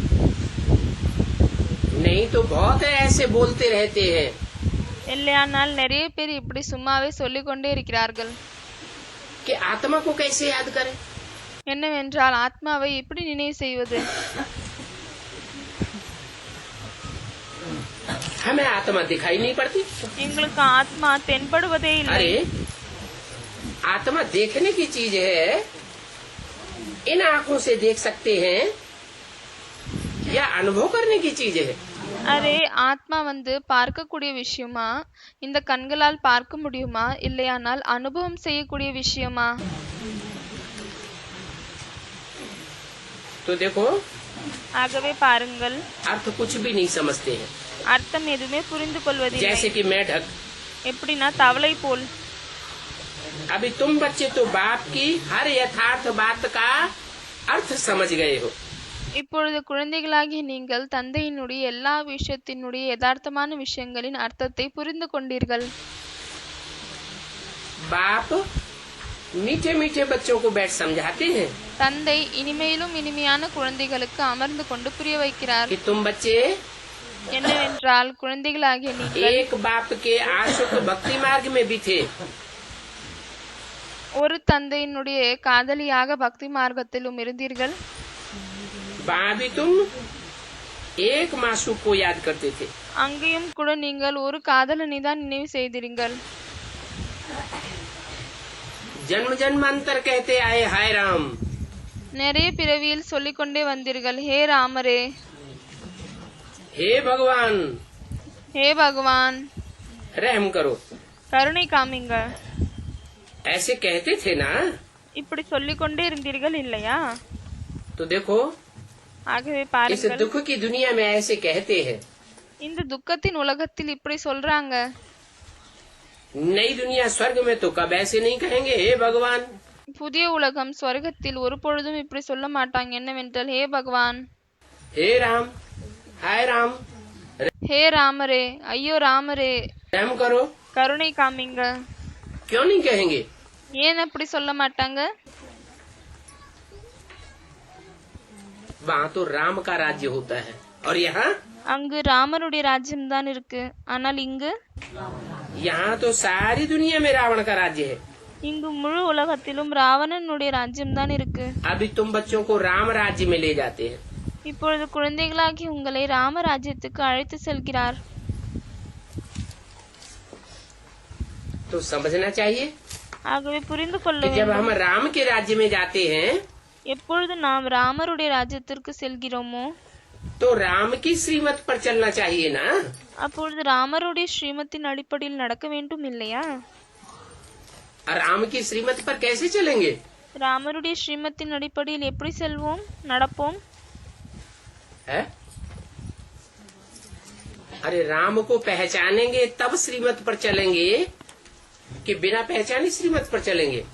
அரே ராமரை தெரிந்து கொள்வோம், அப்பொழுதுதான் ஸ்ரீமத்தில் நடப்போமா, இல்லையானால் தெரிந்து கொள்ளாமலே ஸ்ரீமத்தில் நடக்க முடியுமா? राम को पहचानेंगे तो राम की मत पर चलेंगे। ராமரை தெரிந்து கொள்வோம், அப்பொழுது ராமருடைய வழிப்படி நடப்போம். अभी तुमको राम की मत मिलती है। இப்பொழுது உங்களுக்கு ராமருடைய வழி கிடைக்கிறது.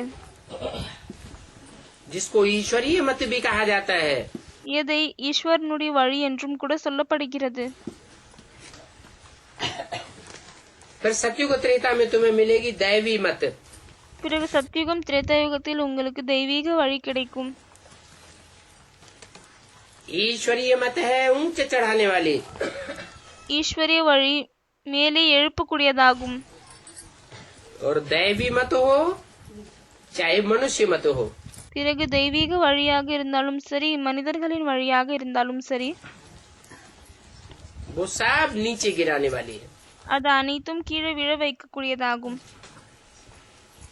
ऊंचा चढ़ाने के लिए तुमको सिर्फ अभी मत मिलती है। உயர்வாக ஏறுவதற்காக இப்பொழுதுதான் உங்களுக்கு வழி கிடைக்கிறது.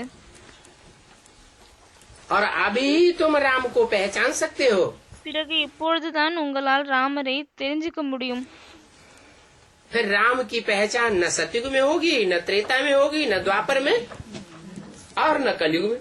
அதற்கு பிறகு ராமருடைய அறிமுகம் சத்யுகம், திரேதாயுகம், துவாபரயுகம், கலியுகம் எங்குமே இருக்காது. राम कृष्ण की आत्माएं तो इस दुनिया में होंगी, ராமர் பிறகு கிருஷ்ணனுடைய ஆத்மாக்கள் இந்த உலகத்தில் இருப்பாங்க தான். कोई न कोई रूप में पार्ट बजावेंगी, ஏதோ ஒரு ரூபத்துல கண்டிப்பாக பாட்டு பண்ணுவாங்க. परंतु तुम उनको पहचान नहीं सकेंगे। ஆனால் உங்களால் அவங்களை தெரிஞ்சுக்க முடியாது. तो ये कल्याणकारी संगम युग है। ஆகவே இது நன்மைக்கான சங்கம யுகம் ஆகும். इस कल्याणकारी संगम युग को कोई नहीं जानते हैं, இந்த நன்மைக்கான சங்கம் யுகத்தை யாருமே அறிய மாட்டார்கள். क्योंकि सभी को बताया हुआ है कि कलयुग तो अभी छोटा बच्चा है। ஏனென்றால் அனைவருக்கும் சொல்லியிருக்காங்க என்னவென்றால் இந்த கலியுகம் இப்பொழுது ஒரு சிறிய குழந்தை தான். कलयुग को सिर्फ अभी 5000 वर्ष हुए। கலியுகத்திற்கு வெறும் இப்பொழுது 5000 வருடங்கள் தான் ஆகியிருக்கு. तो ऐसी गलत फहमी में मनुष्य गुरुओं ने डाला हुआ है। ஆகவே மனித குருக்கள் இப்படிப்பட்ட மிஸ் அண்டர்ஸ்டாண்டிங்ல நம்மள வச்சிருக்காங்க. कहते हैं इस सृष्टि के तो लाखों वर्ष पड़े हुए हैं। சொல்கிறார்கள் இந்த உலகத்திற்கு இன்னும் லட்சக்கணக்கான வருடங்கள் இருக்குன்னு, மிச்சம் இருக்கு. कितने घोर अंधियारे में, எவ்வளவு பயங்கரமான இருளில் இருக்கிறார்கள். दुनिया में बारूद का ढेर लगा पड़ा है। உலகத்தில் வெடிபொருட்கள் அதிகமாக இருக்கிறது. हजारों हजार तादाद में एटम बम बन चुके हैं। ஆயிரக்கும் மேற்பட்ட கணக்கில் ஆட்டம் பம்லாம் உருவாகிவிட்டன. दुनिया बारूद के ढेर पर खड़ी हुई है। உலகம் இப்பொழுது வெடிபொருட்களின் மலையின் மீது நின்று கொண்டிருக்கிறது. और उन मनुष्य गुरुओं ने तुमको सुलाई दिया। பிறகு அந்த மனித குருக்கள் உங்களை தூங்க வச்சுட்டாங்க. என்ன சொல்லி தூங்க வச்சுட்டாங்க? कि दुनिया तो लाखों वर्ष है। என்னவென்றால் உலகம் இன்னும் லட்சக்கணக்கான வருடங்கள் இருக்குன்னு சொல்லிட்டாங்க. बाप कहते हैं தந்தை சொல்கிறார் ये सभी शास्त्रों की बातें हैं घोर अंधियारा। இந்த அனைத்து சாஸ்திரங்களின் விஷயங்கள் பயங்கரமான இருளாகும். ये शास्त्रों का भूसा मनुष्य गुरुओं की मत पर निकला है। இந்த சாஸ்திரத்தின் குப்பைகள் மனித குருக்களின் வழிப்படி வெளியே வந்திருக்கு. बाप आकर के ज्ञान का सोझरा करते हैं। தந்தை வந்துவிட்டு ஞானத்தின் வெளிச்சத்தை காமிக்கிறார். भक्ति मार्ग में भगवान को पाने के लिए बहुत धक्के खाते हैं। பக்தி மார்க்கத்தில் பகவானை அடைவதற்காக அதிகமாக அடி வாங்குகிறார்கள். मंदिर में जावेंगे, கோவிலுக்கு போறாங்க, ठिकाने में जावेंगे, ஒரு இடத்துக்கு போறாங்க, मस्जिद में जावेंगे, गिरजाघर में जावेंगे, மசூதிக்கு போறாங்க, சர்ச்சுக்கு போறாங்க. एक एक गुरु के पास जाते रहते हैं। ஒவ்வொரு குருக்களிடம் சென்று கொண்டே இருக்கிறார்கள். समझते हैं ये भगवान का रूप है, புரிஞ்சுக்கிறாங்க இவங்க தான் கடவுளுடைய ரூபம்னு. परंतु भगवान तो मिलता ही नहीं। ஆனா பகவான் கிடைப்பதே இல்லை. ठोकरें खाते रहते हैं। அடி வாங்கி கொண்டே தான் இருக்காங்க. कितने धक्के खाते हैं भगवान को पाने के लिए। எவ்வளவு அடி வாங்குறாங்க பகவானை அடைவதற்காக. और यहाँ संगम युग में பிறகு இங்கு சங்கம் யுகத்துல तुमको कितना सहज बाप मिल जाता है। உங்களுக்கு எவ்வளவு சகஜமாக தந்தை கிடைத்து விடுகிறார். 63 जन्म तुमने धक्के खाए, 63 பிறவிகளாக நீங்கள் அடி வாங்கியிருக்கீங்க. तो बाप बैठ समझाते हैं मीठे मीठे बच्चों। ஆகவே தந்தை அமர்ந்து கொண்டு புரிய வைக்கிறார், இனிமேலும் இனிமையான குழந்தைகளே, ये दुनिया 63 जन्मों से भक्ति मार्ग का अंधियारा फैलाने वाली बनी है। 63 பிறவிகளாக இந்த உலகம் இருளை பரப்பக்கூடிய பக்தி மார்க்கத்தின் உலகமாக ஆகிவிட்டது. अभी मैं तुमको ज्ञान के सोजरे में ले जाता हूँ। இப்பொழுது நான் உங்களை ஞானத்தின் வெளிச்சத்தில் கொண்டு செல்கிறேன். 63 जन्म तुम्हें भगवान नहीं मिला, 63 பிறவியாக பகவான் भगवान का உங்களுக்கு கிடைக்கவில்லை. परिचय नहीं मिला, பகவானின் அறிமுகமும் கிடைக்கவில்லை. भगवान का साथ नहीं मिला। பகவானுடைய துணையும் கிடைக்கவில்லை. अभी मैं तुम्हें अपना और अपनी रचना का, सृष्टि के आदि मध्य अंत का पूरा परिचय देता हूँ। இப்பொழுது நான் தன்னுடைய படைப்பு பிறகு படைக்கக்கூடியவரின் ஆரம்பம் நடு கடைசியினுடைய முழு அறிமுகத்தையும் தருகிறேன்.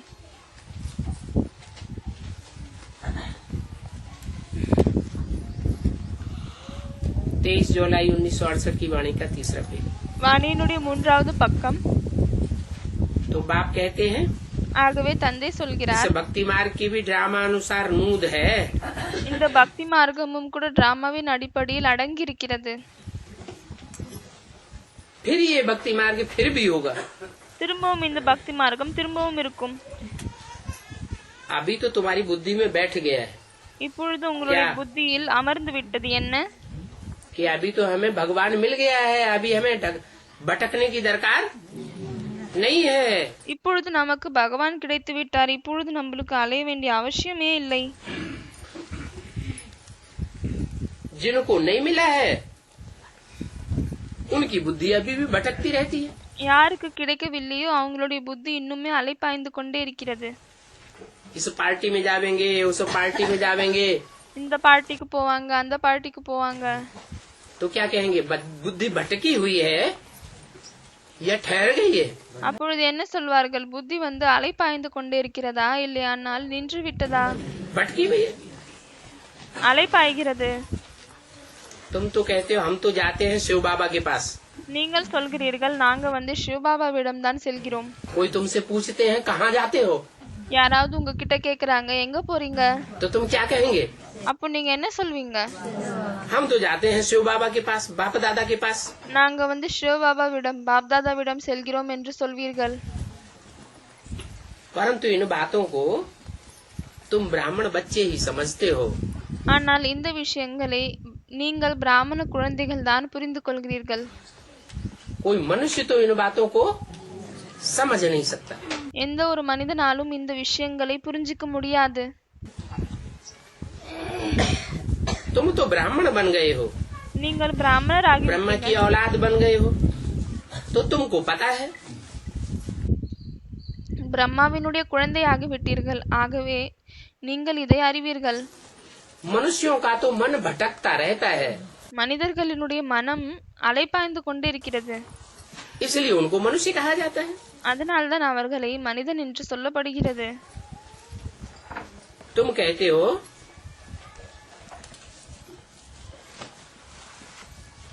कि मनुष्य इन बातों को नहीं समझ सकते। நீங்கள் சொல்கிறீர்கள் என்னவென்றால் மனிதர்கள் இப்படிப்பட்ட விஷயங்களை புரிஞ்சிக்க முடியாது. समझने के लिए ब्रह्मा की औलाद बनना पड़े। புரிந்து கொள்வதற்காக பிரம்மாவினுடைய குழந்தையாக ஆக வேண்டியதாக இருக்கிறது. तुम्हारे में भी कोई है உங்களில் கூட சிலர் இருக்கிறாங்க, जिनको पूरा नहीं निश्चय नहीं बैठता है, யாருக்கு முழுமையாக நிச்சயம் அமர்வதில்லை.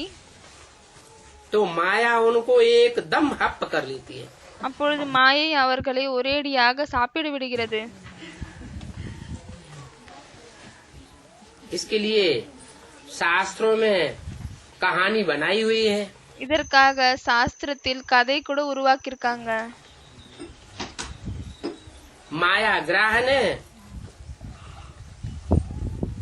गज को अर्थात हाथी रूपी महारथी को மாயை முதலை வந்து யானையாக இருக்கக்கூடிய மகாரத்திகளை पकड़ लिया, பிடித்து கொண்டது, हप कर लिया। சாப்பிட்டு விட்டது, फिर முழுகி விட்டது. क्या होता है? பிறகு என்ன ஆகுது? आश्चर्यवत कथंती सुनंती ஆச்சரியமாக சொல்கிறார்கள், கேட்கிறார்கள், और भागंती हो जाते हैं। பிறகு ஓடிவிடுகிறார்கள். भगवान का ज्ञान सुनते हैं, दूसरों को कथंती कहते हैं, பகவானுடைய ஞானத்தை கேட்கிறார்கள், பிறகு மற்றவர்களுக்கு சொல்கிறார்கள். सुनते भी हैं, सुनंती, கேட்கிறார்கள், कथंती, சொல்கிறார்கள், और फिर आश्चर्यवत भागंती हो जाते हैं। அதற்கு பிறகு ஆச்சரியமாக ஓடிவிடுகிறார்கள்.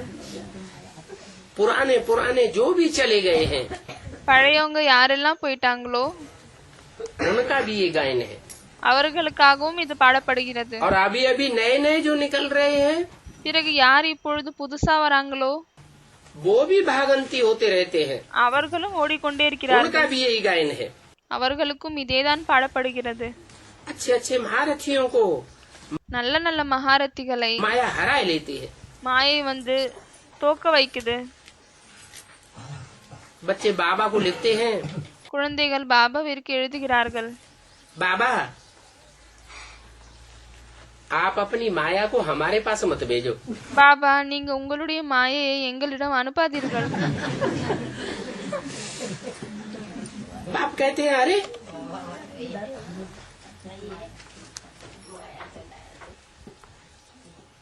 हम माया को बेटी कहता हूँ, தந்தை சொல்கிறார், அரே நாங்க வந்து மாயையை பெண் குழந்தை என்று சொல்கிறேன். परंतु ये तो माया भी बेटी है। ஆனால் இது மாயையை செய்யக்கூடிய பேட்டி குழந்தையாகும். क्या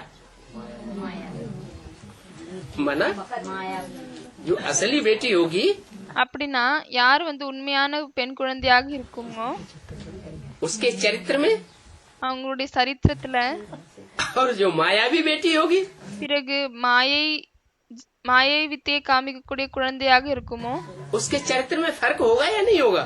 அவங்களுடைய சரித்திரத்துல வித்தியாசம் இருக்குமா இல்லையா? बहुत फर्क होता है। நிறைய வித்தியாசம் இருக்கு. तो बाप कहते हैं ये मेरी बेटी नहीं है, ஆகவே தந்தை சொல்கிறார், இது என்னுடைய குழந்தை இல்லை, ये मेरी थोड़ा ही है। இது என்னுடையது இல்லை. माया किसकी है? மாயை யாருடையதாகும்? माया तो रावण की है। மாயை வந்து ராவணனுடையதாகும். माया मेरी मेरी नहीं है। மாயை என்னுடையது இல்லை. रावण अपना राज्य करते हैं माया के ऊपर, ராவணன் மாயையின் மீது தன்னுடைய ராஜ்யத்தை செய்கிறார்கள்.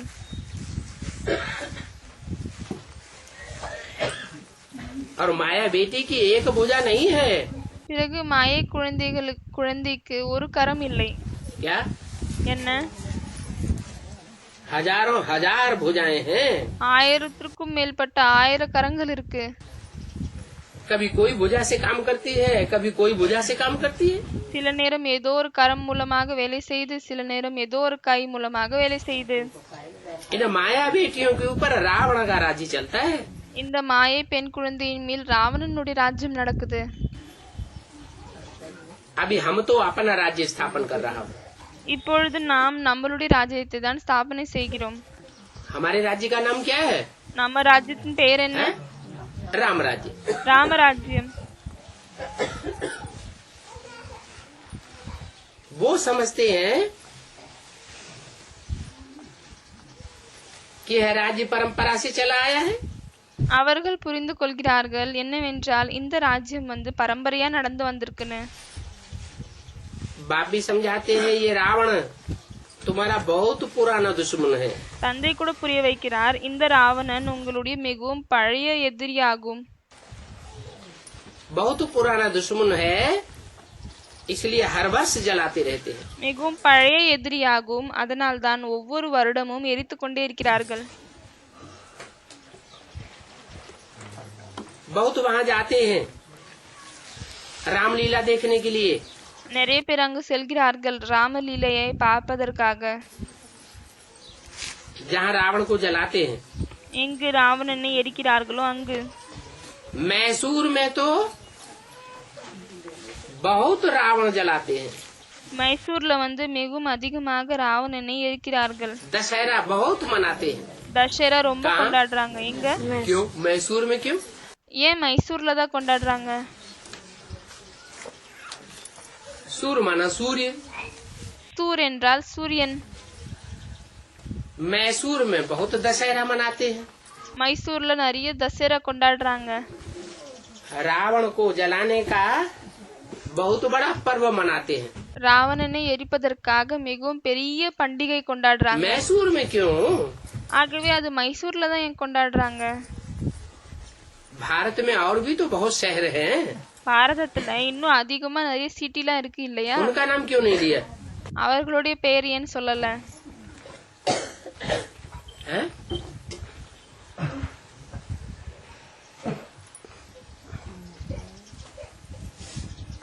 अरे भारत में चंद्रपुर नहीं है क्या? அரே பாரதத்துல வந்து சந்திரபூர் இல்லையா என்ன? हैं? हाँ, चंद्र तो चंद्रवंशी हो गए। சந்திர வந்து சந்திரவம்சிகளாகி விட்டனர். और सूर्य में सूर्यवंशी होंगे। பிறகு சூர்ல வந்து சூரியவம்சிகள் இருக்கிறார்கள். राम कौन से वंश का था? ராமர் எந்த வம்சத்தை சேர்ந்தவர்? सूर्यवंशी था। சூரியவம்சியாக இருந்தாரு. तो सूर्य क्या करता है? ஆகவே சூரியன் என்ன செஞ்சாங்க? सूर्य तो कचड़े को जलाए देता है, சூரியன் வந்து குப்பியை எரித்து விடுகிறது, भस्म कर देता है। பஸ்மம் செய்து விடுகிறது, சாம்பல் ஆக்கி விடுகிறது. तो बहुत वहाँ जाते हैं रावण को जलाने के लिए। ஆகவே நிறைய அங்கு ராவணனை எரிப்பதற்காக செல்கிறார். समझ कुछ भी नहीं है புரிதல் எதுவுமே இல்ல. कि मैसूर में रावण को जलाने का इतना बड़ा मेला क्यों मनाते हैं। என்னவென்றால் வெறும் மைசூர்ல வந்து ராவணனை எரிப்பதற்காக இவ்வளவு பெரிய திருவிழா வந்து ஏன் கொண்டாடுறாங்க? फिर रामलीला में दिखाते हैं பிறகு ராமலீலையில காமிக்கிறாங்க कि राम ने इतनी बड़ी बंदरों की सेना ली। ராமர் இவ்வளவு பெரிய குரங்குனுடைய சேனையை எடுத்துக்கினாரு. अब किसी देश में बंदरों की सेना कोई ने देखी है क्या? இப்பொழுது ஏதாவது ஒரு தேசத்துல குரங்குனுடைய சேனையை பார்த்திருக்காங்களா என்ன? है? बंदरों की सेना बनने लगे तो फिर मनुष्यों को भर्ती करने की दरकार ही नहीं। குரங்குனுடைய சேனை உருவாக தொடங்கிவிட்டால் பிறகு மனிதர்களை அதுல அட்மிஷன் கொடுக்க வேண்டிய அவசியமே இல்லை. अभी तो बाप ने तुम्हारी सेना का नाम दिया है शिव शक्ति सेना। இப்பொழுது தந்தை உங்களுடைய சேனையின் படையின் பெயர் கொடுத்திருக்கார், என்னவென்றால் சிவசக்தி சேனை என்று. ये कोई बंदरों की सेना है क्या? இது என்ன குரங்குனுடைய படையா?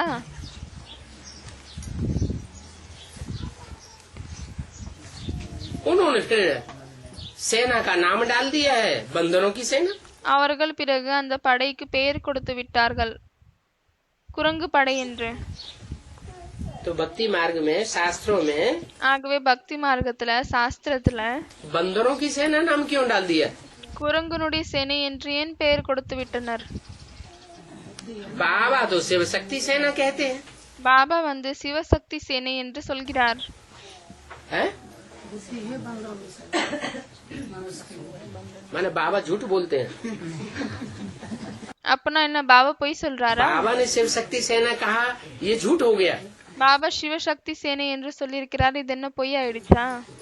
और उन शास्त्रकारों ने बंदरों की सेना लिख दिया, ये सच्ची बात हो गई। பிறகு அந்த சாஸ்திரக்காரர்கள் சாஸ்திரத்தை எழுதக்கூடியவர்கள் குரங்குனுடைய சேனையின் என்று சொல்லிவிட்டனர், அது என்ன உண்மையான விஷயம் ஆகிவிட்டதா? है? नहीं तो सच्चाई क्या है? இல்லை அப்படின்னா எது உண்மை? सच्चाई ये है कि बाप तो अच्छा ही अच्छा कह करके अच्छा बनाए देते हैं। உண்மை என்னன்னா தந்தை வந்து நல்லதே நல்லது சொல்லிவிட்டு நல்லதாக்கி விடுகிறார். क्या?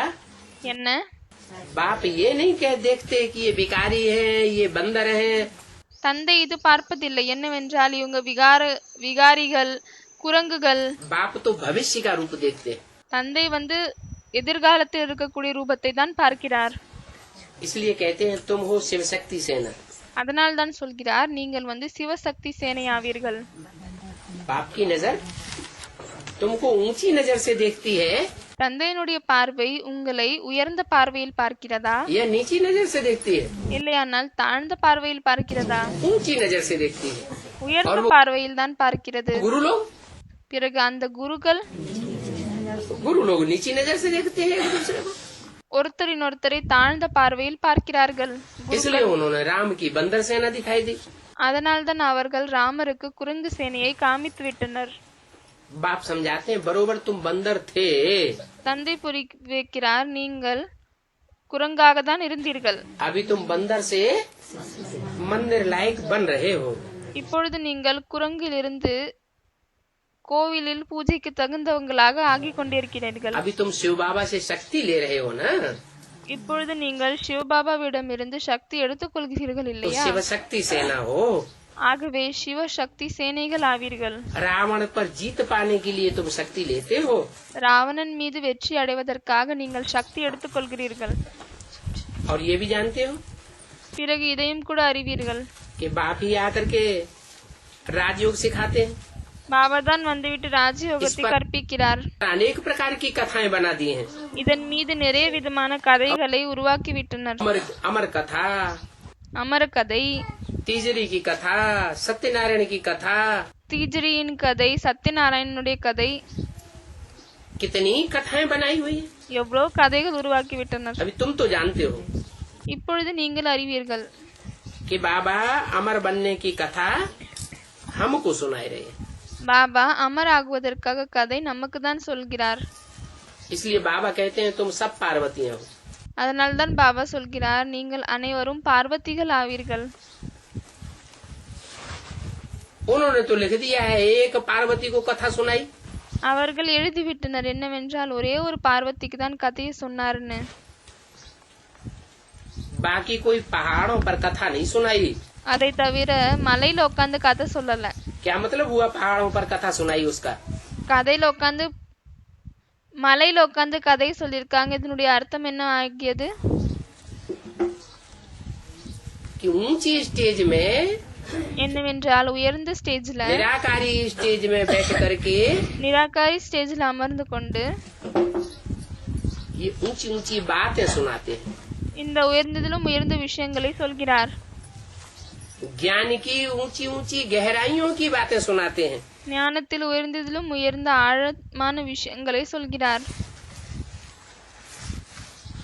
बाकी ऐसे भी नहीं है அதை தவிர இப்படி கூட இல்லை, कि शंकर ने पार्वती को कथा सुनाई.